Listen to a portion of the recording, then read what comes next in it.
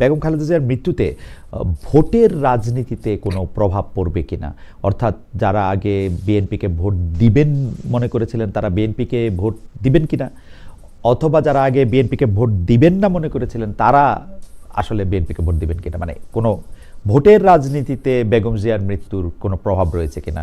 এখানে এই মুহূর্তে এখনই আমাদের এই প্রশ্নগুলো নিয়ে আমরা আপনার কাজ করছি না, কারণ আমরা এখন আমাদের সামনে যে সবচেয়ে বড় চ্যালেঞ্জ সেটা হচ্ছে যে আপনার এই ইন্টারিম গভর্নমেন্টের কাজগুলো তারা যেন শেষ করতে পারে, অর্থাৎ যে সমস্ত সংস্কারের বিষয়গুলো আছে সেই সংস্কার যে কয়েকটা আপনার খুবই নির্বাচন কেন্দ্রিক এবং প্রয়োজনীয় সেই সংস্কারগুলো করে নির্বাচনের কথা আমরা বলছি, এবং আমরা মনে করি যে এটা আপনার যথা সময়ে সেটা অনুষ্ঠিত হবে।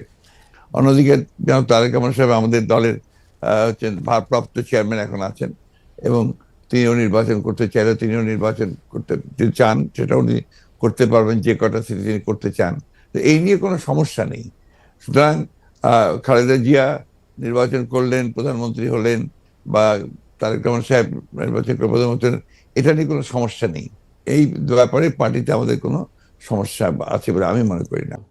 আমি আমি আমি আমি যে প্রশ্নটি করতে চাই সেই প্রশ্নটি হচ্ছে যে আওয়ামী লীগের নিষ্ক্রিয়তা এক ধরনের, মানে আওয়ামী লীগ দেশের রাজনৈতিক প্রেক্ষাপট থেকে বাদ হয়ে গেছে, কেউ কেউ আমাদের মিডিয়ার ভাষায় কেউ কেউ বলছেন যে একটা -1 হয়ে গেছে। আমাদের আসলে অনেকগুলি প্রশ্ন আছে আপনার কাছে, আপনার যে প্রশ্নের জবাব আপনি যেভাবে দিতে চান সেভাবে দিবেন, না দিতে চাইলেও আমরা দিব, মানে আমরা এটা নিতে পারবো। আওয়ামী লীগ থাকলে বিএনপির অস্তিত্ব থাকবে, আওয়ামী লীগ না থাকলে বিএনপির অস্তিত্ব থাকবে না, এটা বিএনপির বোঝা উচিত। এটা গণতান্ত্রিক ধারা আমরা নিয়ে আসতে চাচ্ছিলাম। 2009 সাল থেকে 2024 সাল পর্যন্ত বাংলাদেশে গণতান্ত্রিক ধারা অব্যাহত ছিল, কিন্তু ইউনূস ক্ষমতায় এসেছে সম্পূর্ণ অগণতান্ত্রিক। কাজে আমি সাবধান করে দিচ্ছি, এই বিএনপি জামাত যথেষ্ট হয়ে গেছে, কিন্তু প্রত্যেকের চেহারা মনে রাখতে হবে, একজনকেও ছাড় দেওয়া হবে না। ডক্টর মোহাম্মদ ইউনূস ক্ষমতায় আসছে আরও টাকা বানাবে, কিন্তু এত মানুষের জীবন নেবে কেন? এভাবে মানুষের উপর হামলা করবে কেন? একের পর এক মানবাধিকার লঙ্ঘন করে যাচ্ছে, আর সমস্ত দোষ আমাদের উপরে দিচ্ছে। আমার আওয়ামী লীগের লোক মেরে সেখানে আন্তর্জাতিকভাবে সব জায়গায় সে প্রচার করে বেড়ায়, যেগুলি সব আওয়ামী লীগ করে। তার তো টাকা আছে, সে বাংলাদেশের টাকা চুরি করছে, লক্ষ লক্ষ কোটি কোটি টাকা সে বানিয়েছে, এবং সেই টাকা খরচ করে বিভিন্ন আন্তর্জাতিক মিডিয়া থেকে শুরু করে সব জায়গায়, তারপর আবার সিনেমা তৈরি করে সেই শহীদুল্লাহ সে আবার শর্ট ফিল্ম করে ইউনিভার্সিটিতে দেখায়, সমস্ত মিথ্যা বয়ান দিয়ে দিয়ে দেখাচ্ছে। অথচ সেই আবু সাইদ থেকে শুরু করে মুগ্ধ থেকে শুরু করে যতগুলি হত্যাকাণ্ড, সেই হত্যাকাণ্ডগুলি এটা আমরা করি নাই, এসব ইউনূসের সেই নিজের করার, এটা তার পরিকল্পিত, এবং কিন্তু দোষগুলি সব আমাদের। আর যারা এই ধরনের ঘটনাগুলি ঘটাচ্ছে তাদেরকে দিয়েছে দায় মুক্তি, অর্থাৎ এদের বিরুদ্ধে কোনো বিচার নাই, কোনো নালিশ নেই, কেউ কিছু করতে পারবে না। এটাই হচ্ছে তার নিয়ম। বাংলাদেশটা এখন এমন একটা অবস্থায় গেছে যে এটা একটা মানে জল্লাদখানা হয়ে গেছে। যখনই যেখানে সব, এমন কোনো পরিবার নাই যে যাদের উপর হামলা, লুটপাট আর নির্যাতন না হচ্ছে। দেশে বিদেশে অগাধ সম্পদের মালিক বানিয়ে বসে আছে, আর একের পর এক আওয়ামী লীগকে শেষ করে দেবে। বিএনপি কি ভেবেছে সেটা আমি জানি না, তারা মনে হয় সাপের 5 পা দেখে ফেলেছে নাকি। ওরা যে লাফাচ্ছে আর এরকম একটার পর একটা ঘটনা ঘটাচ্ছে, সাথে জামাত তো আছেই, তাদের তো খুন খারাপই। তো এরপরে তাদের ভবিষ্যৎ কি, সেটাই আমার প্রশ্ন। ওকে, গত 15 বছরে আওয়ামী লীগের শাসনকে যে ফেসিবাদী বলা হচ্ছে এবং তার যে পালিয়ে যাওয়াটা, যেটি আসলে আপনি এখন বর্ণনাও করলেন, দুর্নীতি, তারপরে নানা ধরনের নানা কারণে, কিন্তু তার পেছনে আপনাদের আমলে যে 20 বছর আগে 21 আগস্টে গ্রেনেড হামলা, বিচারকদের বয়স বাড়িয়ে তত্ত্বাবধায়ক সরকারকে প্রশ্নবিদ্ধ করার মাধ্যমে শেখ হাসিনাকে কর্তৃত্ববাদী শাসনের দিকে নিয়ে যাওয়া, এ নিয়েও আসলে নানা ধরনের আলোচনা আছে।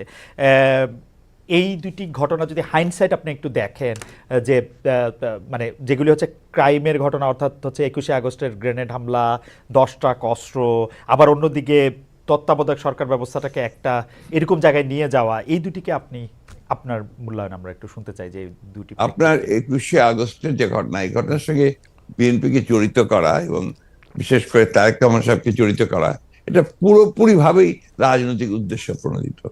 এটা কোনো মতেই বিএনপি এর সঙ্গে জড়িত তো নয়ই, বরঞ্চ আমি মনে করি যারা বিএনপিকে শত্রু হিসেবে চেনে তারা জড়িত, এবং এখানে বেনিফিশিয়ারি কারা হয়েছে সেই বিষয়টা আমাদেরকে অবশ্যই লক্ষ্য রাখতে হবে। 21শে আগস্টের মামলায় who was the beneficiary? Beneficiary was Awami League. কারণ বিএনপি ক্ষমতায় থেকে সে এমন কোনো ঘটনা ঘটাবে কেন যে ঘটনাটা তার বিপক্ষে যাবে? এটা গেল 1 নম্বর। আর আপনি যদি প্রসিডিংস গুলো দেখেন সমস্ত, আপনি তো একসময় বিচার বিভাগের মানুষ ছিলেন, দেখবেন যে তারেক সাহেবকে এখানে জড়িত করা হয়েছে 4টা আপনার আইও চেঞ্জ করার পরে। সর্বশেষ যে আইও নিয়ে আসা হয়েছে সে হচ্ছে আওয়ামী লীগ দলীয় ভুক্ত কাহার এখন, যে আপনার নিজে থেকেই তাদের মানে নির্দেশে সে এই চার্জশিটটা করেছে, যেটা কোনো সম্পর্ক নেই। অন্যদিকে যে আপনার মূল আসামি ছিল, ভদ্রলোকের নাম আমি ভুলে যাচ্ছি, মৌলানা মুফতি মোহাম্মদ, তিনি তাকে দিয়ে 164 দিন তাকে টর্চার করে তাকে দিয়ে একটা আপনার স্টেটমেন্ট করিয়ে নিয়েছিল। পরে দেখা গেছে যে উনি নিজেই সেটাকে আবার ভোগ করেছেন, বলেছেন যে এটা আমাকে টর্চার করে নেওয়া হয়েছে। এবং দেখেন কিভাবে কি মারাত্মক ঘটনা কোথায় চলে গিয়েছিল সবকিছু। এবং he was hang before the trial was complete. তো যে প্রধান আসামি তাকে আপনি আগেই অন্য একটা মামলাতে ঝুলিয়ে দিলেন যাতে আসল সত্যটা বেরিয়ে নিয়ে আসে। তো এই কথাগুলো কিন্তু কেউ আপনার ইনভেস্টিগেটিভ জার্নালিজম করে না, যার ফলে এই বিষয়গুলো আসে। আপনারা পলিটিক্যাল জিনিসটাকে নিয়ে চেষ্টা করেন, আমি বলি শেষ করি প্লিজ, ইনভেস্টিগেটিভ জার্নালিজমটা সিরিয়াসলি করেন এবং এটাকে ফাইন্ড আউট করেন যেটা আসলে ব্যাপারটা কি ছিল। সেটা করছেন না, করছেন যে বিএনপি কিন্তু সব করার জন্য করছেন।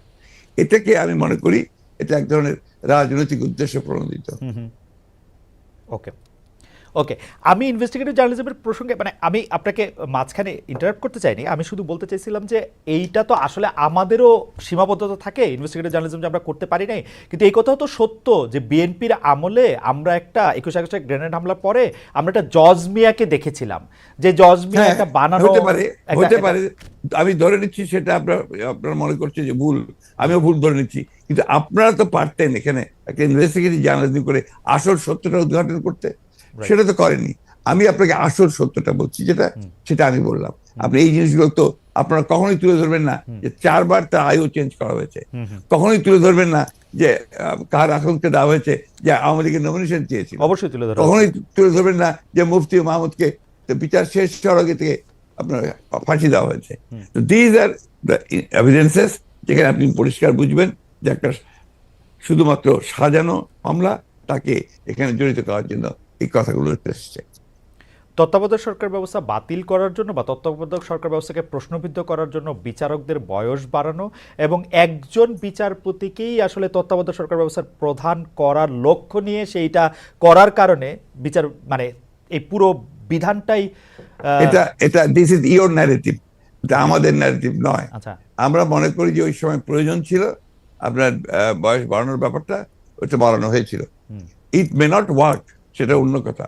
একটা জিনিস আপনি আবার ভুলে যাবেন না যে 1/11 আগে চক্রান্তটা একটা হয়েছিল। সে চক্রান্ত হচ্ছে যে আপনাদের সেই 9/11 ঘটেছিল তার আগে, আর এখানে আপনার কিছু পশ্চিমা দেশ একসাথে হয়ে চুইজডে ক্লাব তৈরি করেছিল, একই সঙ্গে ভারতবর্ষ তার সঙ্গে যুক্ত হয়েছিল, এবং তাদের মূল টার্গেটটা ছিল যে জাতীয়তাবাদী শক্তিকে এখান থেকে নির্মূল করা। এবং যেহেতু তারেক রহমান সাহেব জাতীয়তাবাদী শক্তির উঠতি নেতা ছিলেন, হি ওয়াজ দ্য রাইজিং লিডার, সুতরাং তাকে আপনারা মেলাইন করার জন্য, তার ভাবমূর্তি নষ্ট করার জন্য একটা পরিকল্পিতভাবে এই চক্রান্তগুলো করা হয়েছে এবং এই ক্যাম্পেইনটা চালানো হয়েছে, হুইচ ইজ টোটালি পলিটিক্যাল। অন্তর্বর্তীকালীন সরকার আসলেই আমরা আমরা আমরা আমরা আমরা দেখি যে এইটার সাথে আসলে নানান আশকথা পাশকথা যুক্ত হয়।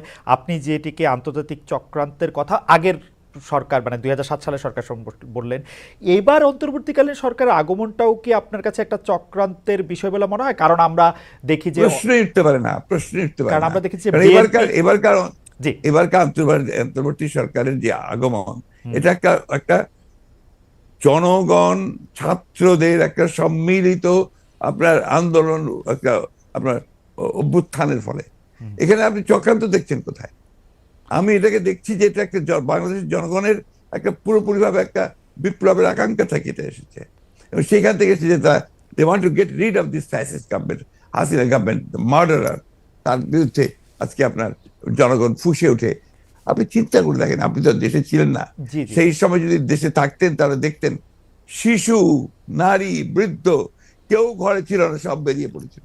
না কারণ না দেশে এই ফ্যাসিস্ট আমেরিকার হাতে প্রায় শত শত হাজার হাজার ছেলেমেয়েরা নিহত হয়েছে, হত্যা করেছে।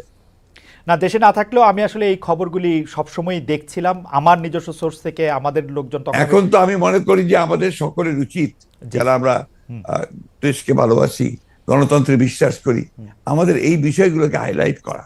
না, আমরা অবশ্যই। ফ্যাসিস্টদের যে বয়ান, যে বক্তব্য, সেই বক্তব্য যেন ফিরে না যায়। না অবশ্যই।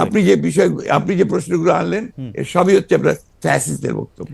ওকে, আমি ওই সময়কার কথায় আমি আপনার কথায় একমত যে এই বয়ানগুলি আওয়ামী লীগ আসলে গত 15 বছর ধরে বিভিন্নভাবে বিভিন্ন মাধ্যমে এটি দিতে চেষ্টা করেছে। আমরাও আপনার মাধ্যমেই বা বিএনপির শীর্ষ নেতৃবৃন্দের মাধ্যমে সেটি আসলে আপনাদের অবস্থান জানতে চেয়েছি, আপনারা কনসিস্টেন্টলি আপনাদের অবস্থান জানিয়েছেন। আমি এই সময়কার কথায় আসি। এইবারের যেটিকে আপনি জনগণ এবং ছাত্রদের আন্দোলন আপনি বলছেন, যে আপনার কাছে কি মনে হয় না যে এই আন্দোলনটি বিএনপির নেতৃত্বে হলে, বা বিএনপি যত বছর ধরে এই আন্দোলনটি করতেছিল সে বিএনপির নেতৃত্বে যদি আন্দোলনটি সফলতা পেত, তাহলে আসলে এই যে সরকার এবং সরকারের মধ্যে যে বিভিন্ন দুর্বলতার কথা আমরা শুনছি নানাভাবে, সেটি হতো না? আবার অন্যভাবে প্রশ্ন করলে, যে এই আন্দোলনটিতে যে বিএনপি নেতৃত্ব দিয়ে সফল হতে পারল না, সেইটাকে আপনি কিভাবে মূল্যায়ন করেন? দুটো জিনিস। একটা হচ্ছে যে এখানে আপনার বিএনপি নেতৃত্বে হলে অনেক ভালো হতো, বিএনপি নেতৃত্বে হয়নি এ কথাটা বলছেন কেন? বিএনপি তো এর মধ্যে শেষ দিন পর্যন্ত, শেষ মুহূর্ত পর্যন্ত ছিল এই আন্দোলনে। এই ছাত্র জনতার আন্দোলন শুরু হয়েছে 2 মাস হলো, তার আগে তো আমরা মাঠে, এবং আমরাই আপনার মাঠেছি, আমরা জেলে গেছি, আমাদের 60 লক্ষ লোকের বিরুদ্ধে মামলা হয়েছে, আমাদের 700-এর উপরে মানুষ আপনার গুম হয়ে গেছে, ইলিয়াস আলী সহ। এইটা তো আমরা, আমাদের 15 বছর ধরে এটা চলছে, এবং অকথ্য অত্যাচার, নির্যাতন আমাদেরকে সহ্য করতে হয়েছে। এবং ছাত্ররা যখন এসছে, তখন আপনার তারা যে প্রথমে কোটা আন্দোলন, তারপরে সেই হত্যা, পরে সাথে সাথে তারা আপনার এক দফা আন্দোলনে গেছে। We have given total support to them. আপনি সেই সময়কার পত্রিকাগুলো দেখুন, আমার বক্তব্যগুলো দেখুন। আমি প্রতিদিন সেই সময় আপনার প্রেস কনফারেন্স করেছি ওই কয়েকটা দিন, এবং ওই দিন সম্পূর্ণ আমি ছিলাম। আমরা এখানে বিভক্তি আনতে চাই না। না, আমরা এখানে মনে করি, এটা বিভক্তি না। আমি আমার বক্তব্যটা শেষ করে ফেলি ভাইয়া। জি জি, প্লিজ প্লিজ। এটা হচ্ছে যে এই বিষয়টাকে আমরা এক করে দেখতে চাই। এখন যে কোনো ধরনের একটা মিসআন্ডারস্ট্যান্ডিং তৈরি হওয়া, বা একটা ভুল বুঝবুঝি হওয়া, সমঝোতার অভাব হওয়া, এটা কিন্তু দেশের জন্য এই মুহূর্তে এতটুকু মঙ্গলজনক হবে না। না, এইটা আমি আপনার সাথে দ্বিমত পোষণ করছি না, কিন্তু আপনি বলছেন যে আপনি আসলে সাপোর্ট দিয়েছিলেন, আপনার সেই ব্যাপারে কোনো সন্দেহ নেই। আমরা প্রতিদিন আপনার বক্তব্য আমরা মিডিয়ায় দেখেছি, সরাসরি দেখেছি, বক্তব্য দেখেছি। আমার প্রশ্ন, আপনারা তো সাপোর্ট দিয়েছিলেন, কিন্তু লিডারশিপটা ছিল যে আসলে ছাত্রদের হাতেই, তাই তো? মানে এটা এই জায়গাটাতে আপনি যাচ্ছেন কেন? আমরা তো লিডারশিপ, এখানকার লিডারশিপটা আমরা ক্লেম করিনি। আমরা কি ক্লেম করেছি যে আমরা শেষ মুহূর্তে লিডারশিপটা আমরা দিয়েছি? একটা ক্লেম করিনি তো। ওটা যাচ্ছেন কেন? আমরা বলছি যে ছাত্ররা শেষ মুহূর্তে, যে আমি তো আমার বক্তব্য বলেছি যে গোল আমরা তৈরি করে দিয়েছি, কিকটা করেছে ছাত্ররা। ওকে, সেটা বারবার বলেছি যে এটা মাঠের মধ্যে বল তৈরি করে দিয়ে গোলের সামনে নিয়ে এসেছি আমরা, তারা কিক করেছে, সেভাবে ফ্যাসিস্টের কাছে। That's the point.